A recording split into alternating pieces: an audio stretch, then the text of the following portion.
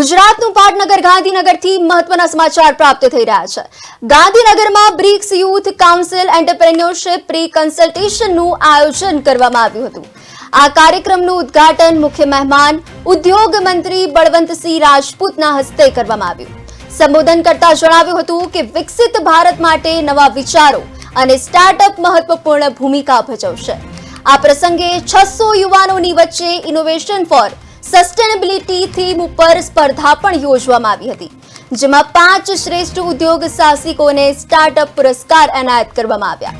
Global counter terrorism કાઉન્સિલના સહયોગથી forensic science university ખાતે આ સમારંભ યોજવામાં આવ્યો, જેમાં યુવા ઉદ્યોગ સાહસિકોમાં નવીનતાની સાથે ક્ષમતા નિર્માણને પ્રોત્સાહન આપવા પ્રયાસ કરવામાં આવ્યો।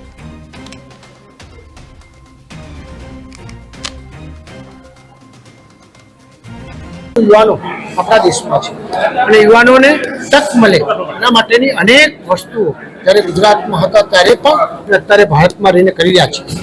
આજના ત્રણેય વિભાગો થઈને ભારત સરકાર, રમતગમત વિભાગ, આપણી સાયન્સ ફોરેસ્ટ લેબોરેટરી યુનિવર્સિટી અને બધા જ ભેગા મળીને એક સરસ કાર્યક્રમ કરી રહ્યા છે। આવો સમગ્ર ભારતની અંદર 7 જગ્યાએ થવાનો છે। ખરેખર જે લોકોએ આમાં યુનિવર્સિટી લઈને યુવાન માટે જે વ્યવસ્થા કરી છે એમને ખૂબ દિલથી બિરદાવું છું, અભિનંદન આપું છું।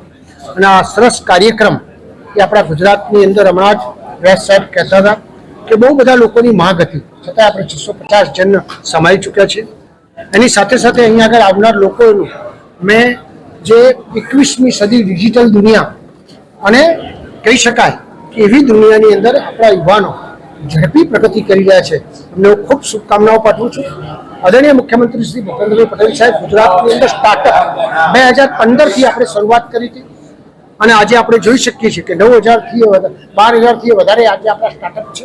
ગુજરાત સરકારની અનેક પ્રકારની પોલિસીઓ છે અને 30 લાખ રૂપિયા સુધી આપણે લોકોને સહાય કરતા હોઈએ છીએ, 20,000 રૂપિયા દર મહિને આપતા હોઈએ છીએ। એવી અનેક પ્રકારની ગુજરાત સરકારની પણ સ્ટાર્ટઅપની પોલિસી છે, તો વધુમાં વધુ આમાં લોકો લાભ લે અને આપણા વિશ્વમાં જે આદરણીય પ્રધાનમંત્રી નરેન્દ્રભાઈ મોદી સાહેબનું સપનું છે કે આપણે મહાસત્તા અને આજે 5મા સ્થાને છીએ, 3જા સ્થાને થાય એમાં યુવાનોની ભાગીદારી લે એવી આ યુવાન મિત્રોને હું અપીલ કરું છું, વિનંતી કરું છું અને શુભકામનાઓ પાઠવું છું।